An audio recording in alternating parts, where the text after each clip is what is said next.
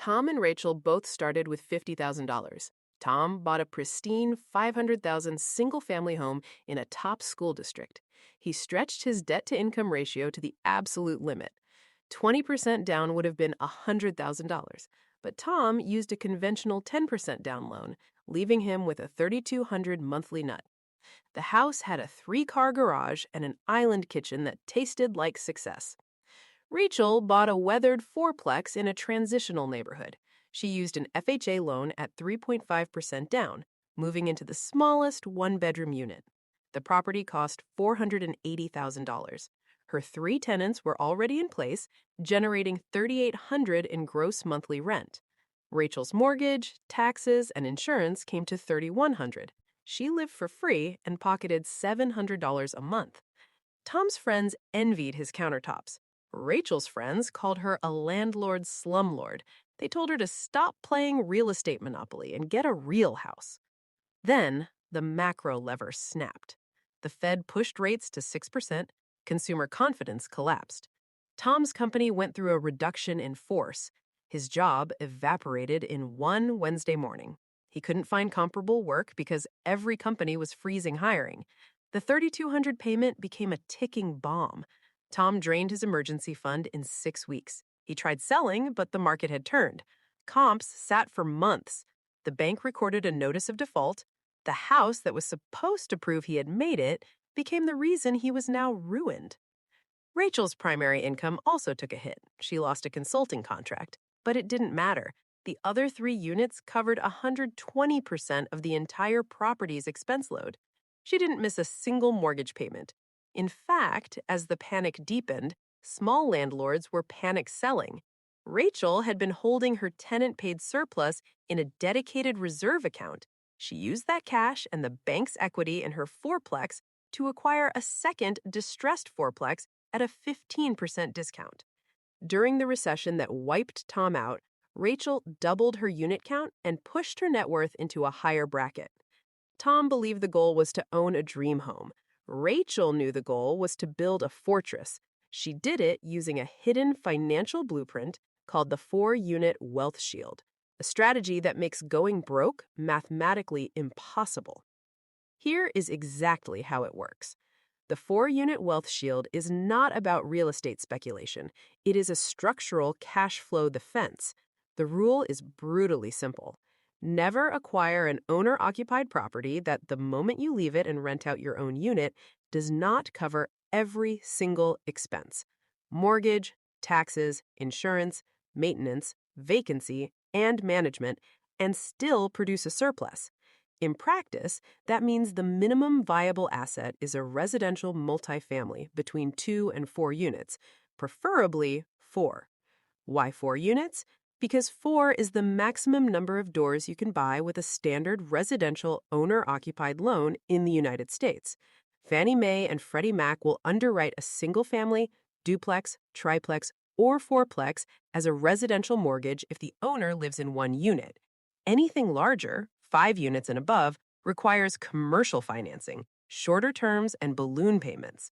The 4-unit wealth shield exploits this government-sponsored financing arbitrage to let a buyer control a cash-flowing asset with as little as 3.5% down and a 30-year fixed. That is the single greatest wealth-building advantage available to any human who is willing to live next to a tenant for a few years. The trap is obvious once viewed through a cold numbers lens. A single-family home is a pure liability masquerading as an asset. If the owner loses their job, that house does not write a check, it demands one. The bank does not care about granite, school ratings, or memories. It requires payment. The only way to access the equity in a single-family home during a crisis is to sell, precisely when every other panic seller is doing the same, crushing the price. Or to borrow against it, which requires exactly the kind of income and credit that evaporate during a layoff. A single-family home in a recession is a cage. The 4-unit wealth shield inverts this. In the same crisis, 3 other doors inside a fourplex are writing checks. They are held by tenants who have jobs, who signed leases, and who are legally obligated to pay, even if the owner's personal income goes to 0. The asset is internally capitalized. The mortgage still gets serviced from the building itself.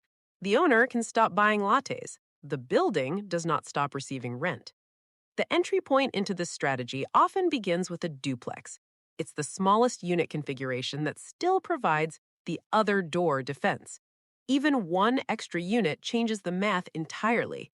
A duplex where the other side rents for $1,400 and the total mortgage is $1,600 means the owner's personal housing cost is reduced to $200.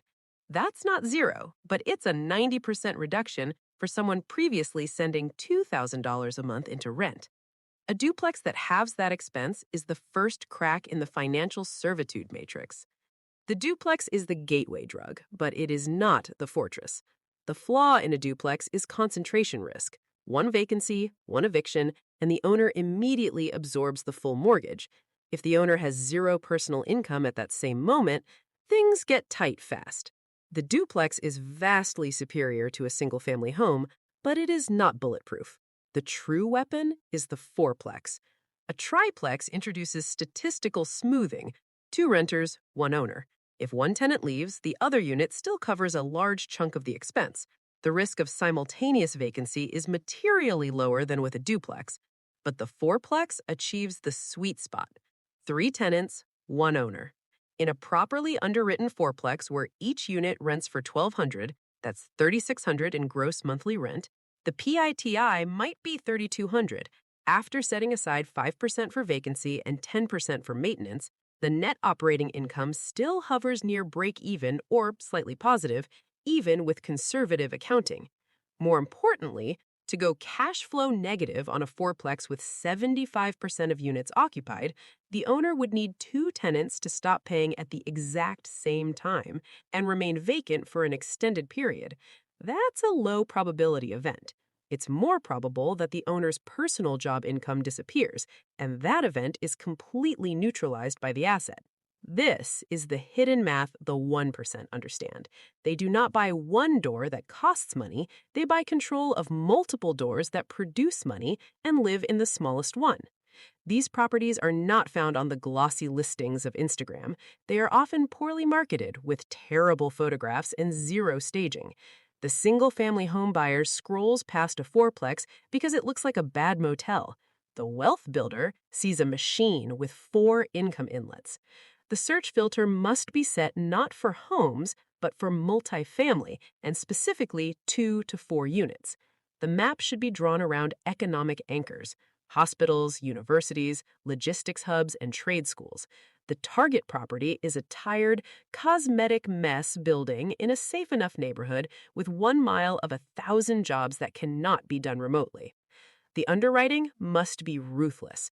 The total monthly market rent must equal at least 1% of the purchase price. The old 1% rule is a sniff test, not a law, but it weeds out losers instantly. More critical is that the property must cash flow on day 1 using the owner's projected unit rent after they vacate it.